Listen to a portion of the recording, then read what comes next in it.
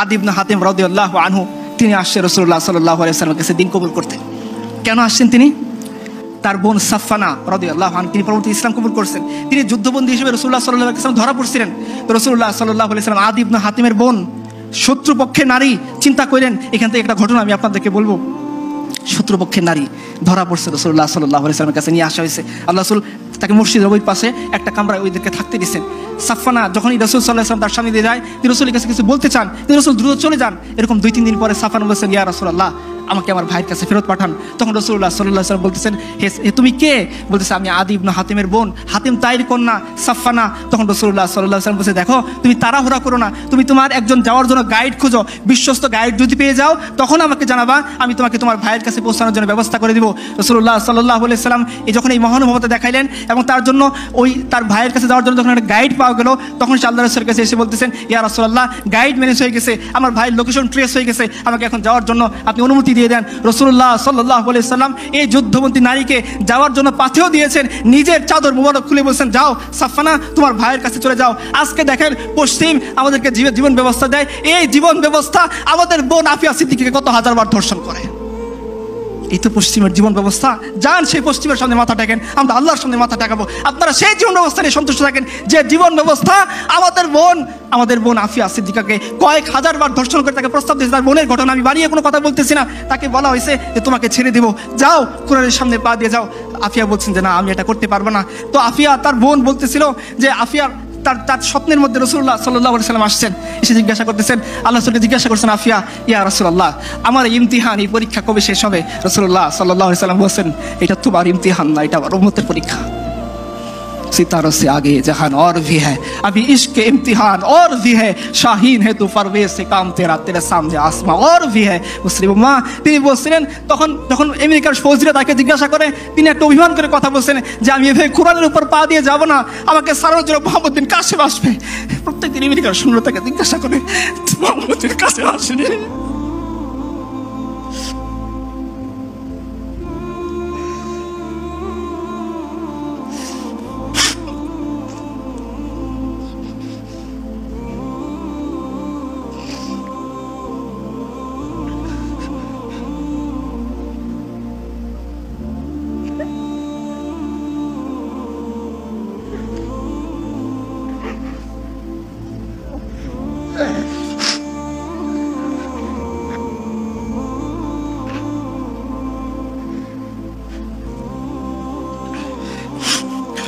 রাসূলুল্লাহ সাল্লাল্লাহু আলাইহি ওয়াসাল্লাম সাফফানাকে ফিরিয়ে দিয়েছেন।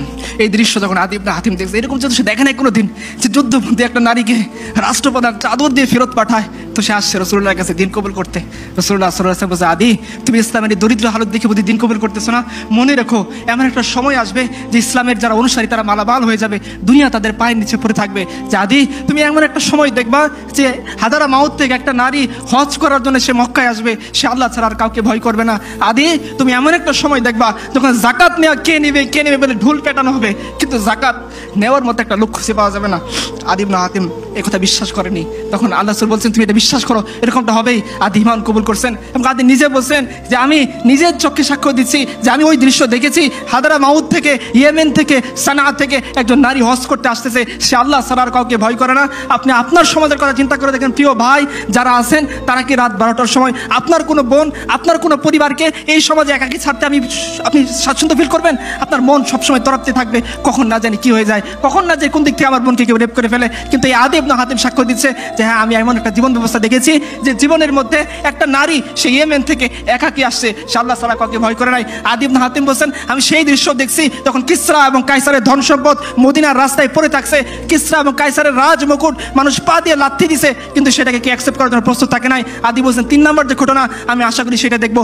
আদি ইবনে হাতিম সেটা দেখে যেতে পারেন নাই, কিন্তু আমরা জানি ইতিহাস সাক্ষ্য দেয় ওমর রাদিয়াল্লাহু আনহুর জামানায় যখন ইয়েমেনের গভর্নর করে পাঠানো হলো আমাদের মুআয ইবনে জাবাল জাবালকে রাদিয়াল্লাহু আনহু, মুআয ইবনে জাবাল কিছুদিন পরে, কয়েক মাস পরে তিনি মদিনার জাকাত সেন্ট্রাল গভর্নমেন্টের কাছে পাঠাইছেন। আপনারা জানেন জাকাতের একটা বিধান হলো জাকাত যে অঞ্চলে কালেক্ট করা হয় ওই অঞ্চলে বিতরণ করতে হয়। তো উমর পত্র লিখছেন যে হে মুআয, তুমি কেন জাকাতের টাকা ইয়েমেন থেকে সেন্ট্রাল গভর্নমেন্টের কাছে পাঠাইছো?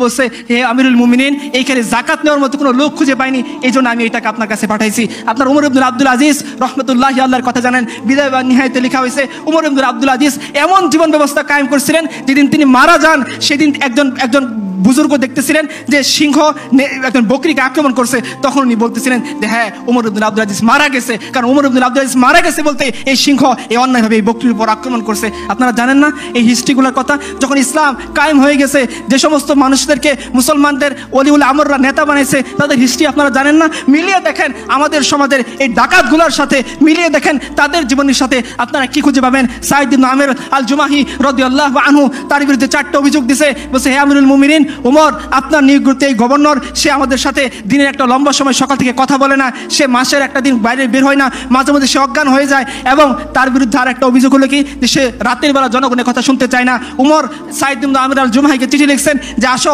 তোমার বিচার হবে, জনগণ তোমার বিরুদ্ধে অভিযোগ দিছে। উমর ফজরের সময় মসজিদ নববীতে বসে আছেন, সাঈদ ইবনে আমির আল জুমাহি তার যে পুতলা ছিল সেই পুতলাটাকে কাঁধের উপর বেঁধে তিনি মসজিদে নববীর মিম্বর দরজা দিয়ে ঢুকতেছেন। উমর বলতেছেন আমার চোখ কি ধোঁকা খাইতেছে, এই কি সাঈদ ইবনে আমির আল জুমাহি যে হিমসের গভর্নর, তার বাহন কোথায়, তার সে রাজকীয় ভাব কোথায়? সাঈদ ইবনে আমির আল জুমাহি উমরের সামনে হাজিরা দিয়ে বলতেছেন হে আমিরুল মুমিনিন, যে বাহন আপনি দিয়েছেন সেটা রাষ্ট্রীয় কাজের জন্য, সরকারি কাজের জন্য, এখন বেসরকারি হিসেবে আমাকে তলব করেছেন। আমি সাঈদ ইবনে আমির আল জুমাহি হিমস থেকে হেঁটে আপনার কাছে বিচার আদালতের সামনে দাঁড়ানোর জন্য আসছি।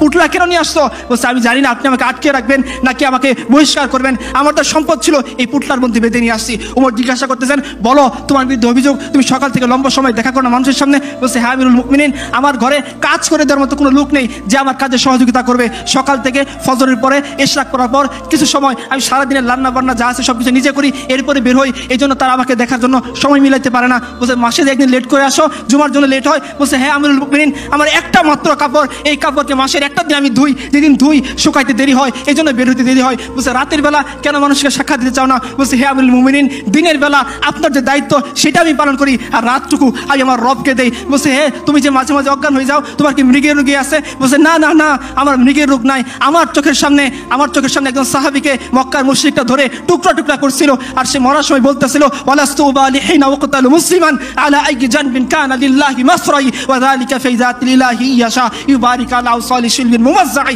আমার চোখের সামনে তাকে টুকরো টুকরা করা হয়েছে, তাকে শরীরের উপর চড়ে দেওয়া হয়েছে, কিন্তু আমি কিছু করতে পারিনি। তখন এই দৃশ্য আমার মনে আসে, আমি বেহুশ হয়ে যাই। এই হচ্ছে আমার অবজেকশন। দেখেন আপনারা এই ধরনের রাষ্ট্রপ্রধান চান না ওই ধরনের রাষ্ট্রপ্রধান চান যারা মানুষের উপর জুলুম করে, মানুষের উপর অত্যাচার করে, মানুষের সম্পদ লুণ্ঠন করে, মানুষের জনজীবনকে বিপর্যস্ত করে, নাকি ওরা যারা নিজেদের হাতে সংবিধান প্রণয়ন করে বলে দেয় যে তাদেরকে কখনোই বিচারের কাঠগড়ায় আনা যাবে না?